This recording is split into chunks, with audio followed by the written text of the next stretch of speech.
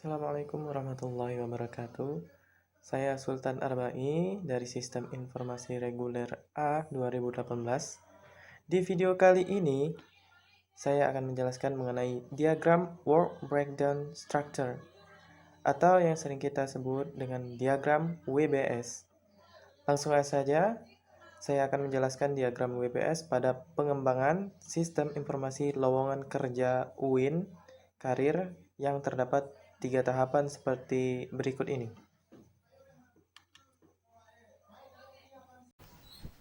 Untuk judul skripsi yang saya analisis, judul skripsinya itu menggunakan skripsi dari analisis dan perancangan sistem informasi lowongan kerja UIN Karir yang disusun oleh Wahyu Mardi, Prodi Sistem Informasi Fakultas Sains dan Teknologi Universitas Islam Negeri Syarif Hidayatullah Jakarta. Dan tujuan dan sasaran yang akan dicapai pada proyek ini, yang pertama itu merancang sistem informasi lowongan kerja yang dapat mempermudah bagi lulusan agar dapat informasi untuk lowongan kerja yang mereka butuhkan. Oke. Selanjutnya pasti akan mengurangi jumlah lulusan yang menganggur setelah lulus dari perkuliahan mereka. Dan yang ketiga, para alumni mendapatkan lowongan uh, kerja sesuai keahlian mereka yang dimiliki mereka, sesuai rekomendasi lowongan kerja yang disesuaikan keahlian. Dan yang keempat, dengan dirancangnya sistem informasi ini dengan website agar para alumni itu dapat dengan mudah mencari info lowongan kerja sesuai keahlian mereka yang dapat diakses dengan mudah dan kapan saja tanpa harus ke perusahaan langsung untuk menyerahkan dan mencari info tentang lowongan kerja. Uh, Kemudian ini juga tujuannya untuk memudahkan para pemberi kerja untuk mendapatkan sumber daya manusia yang berkualitas dan sesuai yang diinginkan mereka. Dan dengan berkurangnya tingkat pengangguran pastinya pada alumni, maka uh, tingkat grade-nya universitas terutama fakultas dan jurusan mereka akan membaik ataupun meningkat. Sasaran dari penelitian ini meliputi para alumni, para pemberi kerja perusahaan, dan universitas atau jurusan fakultas tersebut. Dan metode pengembangan yang dipakai pada proyek ini adalah RAD, yang disebut dengan Rapid Application Development.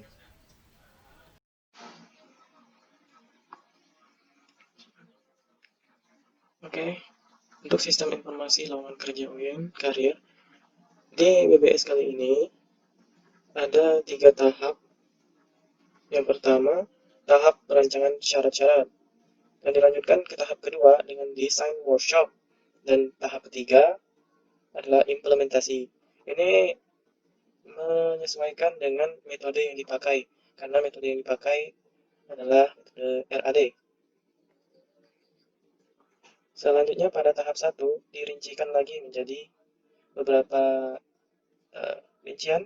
Yang pertama ada studi 1.1, ada studi literatur, di mana dirincikan secara rinci lagi menjadi 1.1.1, yaitu mencari referensi dari buku, dan 1.1.2 mencari referensi dari internet. Dan untuk tingkat 2 selanjutnya ada 1.2, yaitu observasi, di mana dapat dirincikan menjadi 1.2.1 pada tingkat 3, membuat surat izin melakukan observasi ke pihak jurusan. Dan dilanjutkan dengan 1.2.2 mengirim surat izin melakukan observasi ke pihak jurusan. Dilanjutkan lagi di 1.2.3 menerima surat balasan bahwa dapat melakukan observasi. Kemudian setelah itu selesai, akan dilanjutkan ke 1.2.4 melakukan observasi. Dan yang terakhir 1.2.5 membuat dokumentasi hasil observasi. Setelah selesai ini, maka akan dilanjutkan ke 1.3 ke wawancara. Dan di wawancara tersebut juga dirincikan menjadi pada tingkat 3 menjadi 1.3.1, yaitu menyiapkan daftar pertanyaan. 1.3.2 menentukan narasumber dan membuat janji untuk wawancara. Dilanjutkan lagi dengan 1.3.3 menerima konfirmasi persetujuan wawancara. Dilanjutkan lagi jadi 1.3.4 menyiapkan lokasi wawancara. Kemudian dilanjutkan dengan 1.3.5 melakukan wawancara.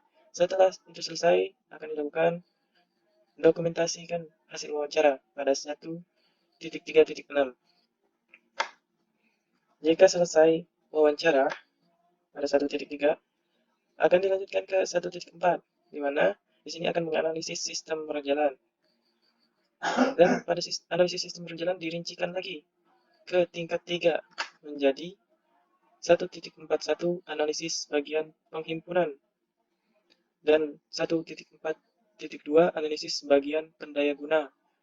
Di analisis bagian penghimpunan 1.4.1 dirincikan lagi menjadi tingkat 4, yaitu 1.4.1.1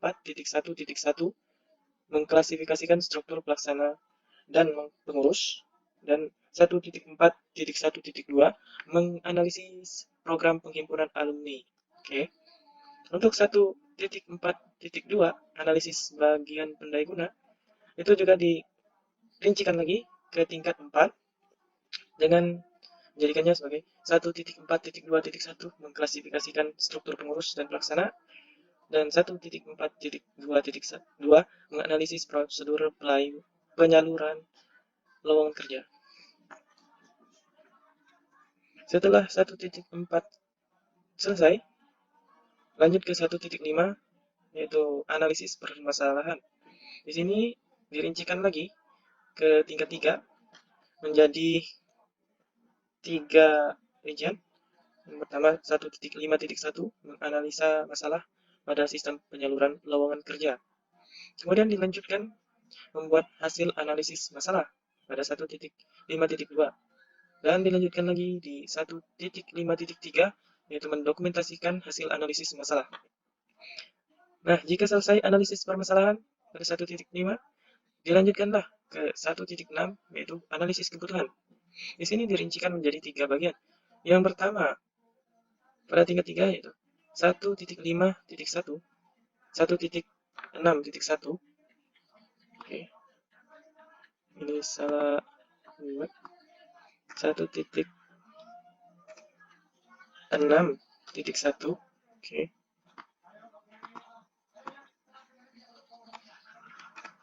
6.1 ya. Ada kesalahan teknis. Ya.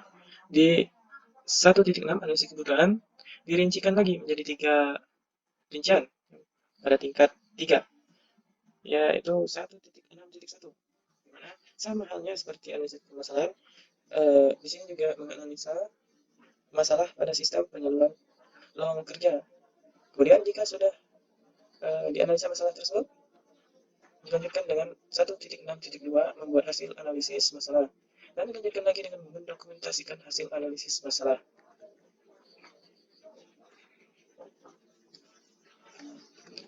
Oke, jika tahap 1 sudah selesai, kita lanjut ke tahap kedua, di mana tahap kedua itu adalah design workshop. Kita lanjut ke tahap kedua. Tahap kedua tingkat 1 yaitu design workshop, dan dirincikan ke tingkat 2 menjadi 4 rincian. Yang pertama 2.1 perancangan proses, dan 2.2 perancangan database, 2.3 perancangan input output, dan 2.4 perancangan desain antarmuka. Kemudian tingkat 2 dari design workshop akan dirincikan pula.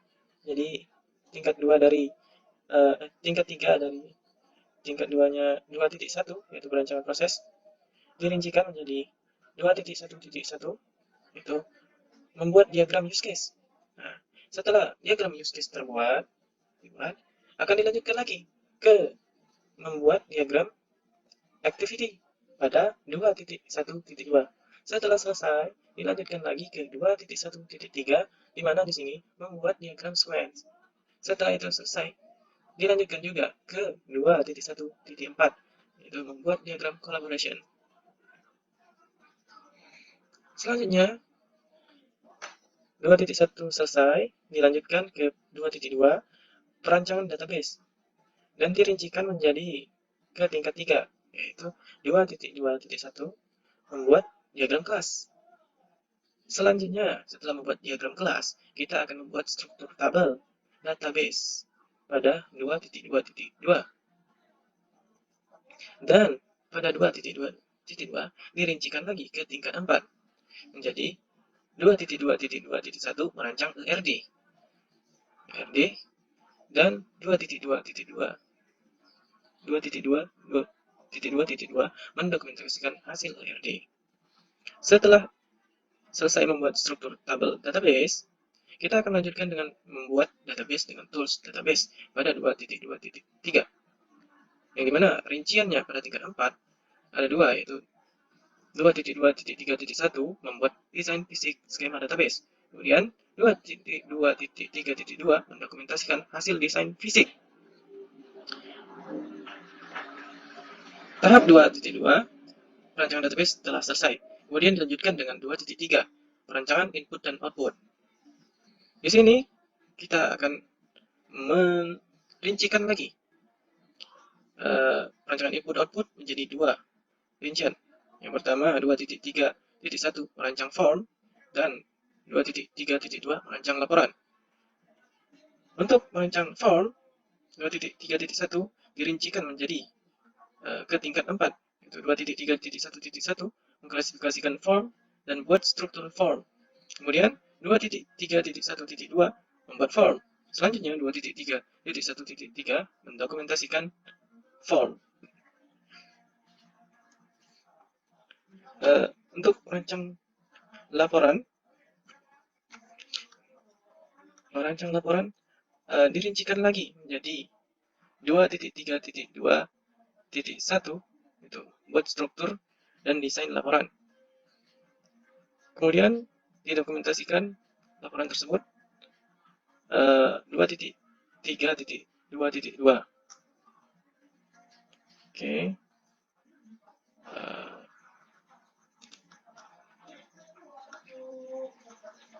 Kita kasih konektor biar ada konektornya tiba-tiba hilang.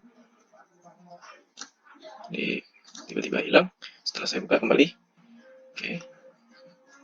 Sudah terpasang. Jadi gini bentuknya untuk merancang laporan. Selanjutnya kita masuk ke 2.4, yaitu perancangan desain antarmuka. Nah, di 2.4 ini perancangan desain antarmuka dirincikan ke tingkat 3 menjadi ini kenapa? Menjadi 4 rincian. Yang pertama, kenapa ini? Ada kesalahan teknis sedikit. Kenapa dia ke atas?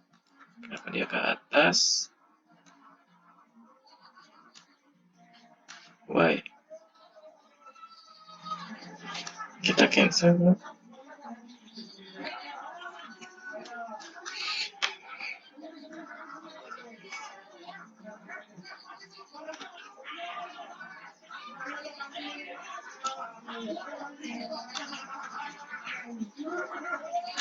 Ya.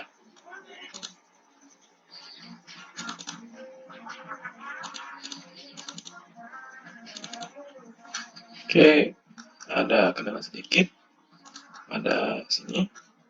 Mungkin karena di grup. Kita betul. Kita klik.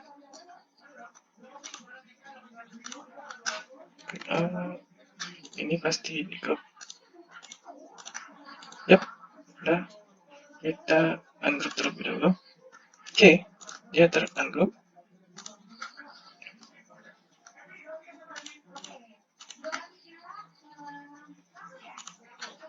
Kita delete yang ini.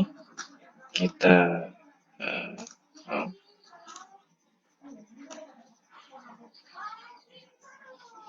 Oke, kita gituan aja. Yang penting kalian. Oke, gitu. Tampilannya kayak gini.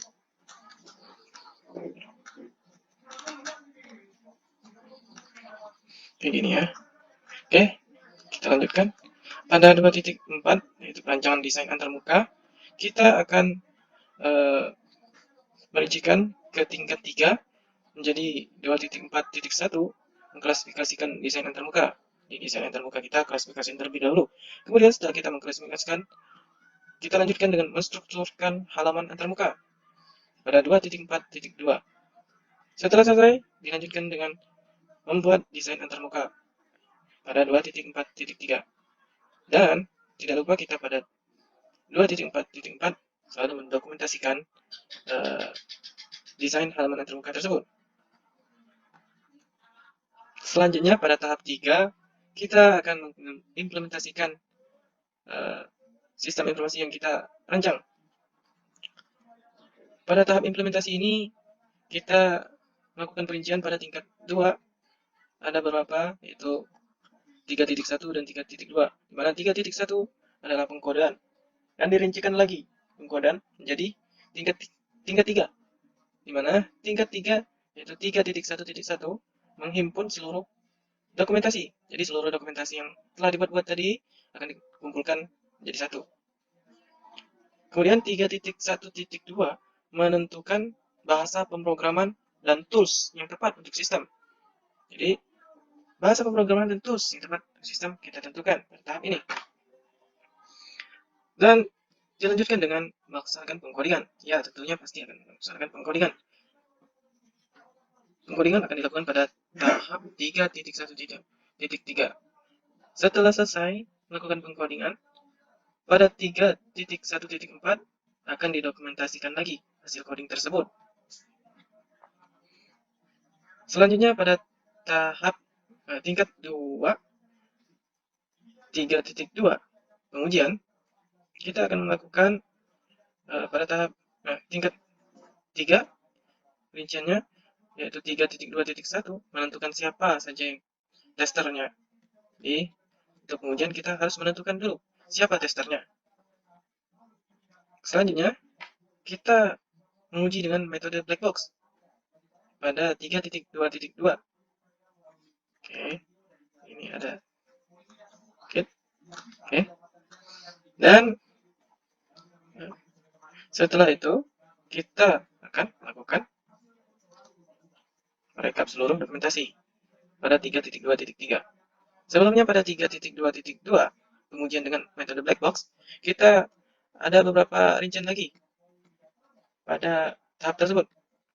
Jadi dirincikan menjadi 3.2.2.1 menguji fungsi sistem, kemudian 3.2.2.2 menguji struktur sistem, kemudian 3.2.2.3 menguji efisiensi sistem, dan 3.2.2.4 uji tampilan antarmuka, serta tidak lupa kita akan mendokumentasikan hasil tester pada tahap 3.2.2.5.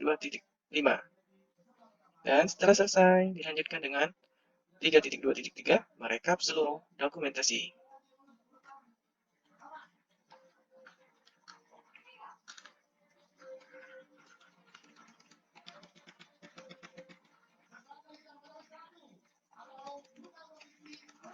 Oke, itu saja penjelasan saya mengenai diagram WBS pada sistem informasi lowongan kerja UIN Karir.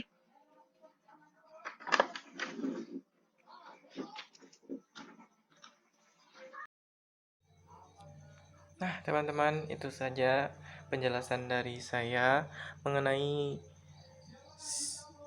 diagram WBS sistem informasi lowongan kerja UIN Karir.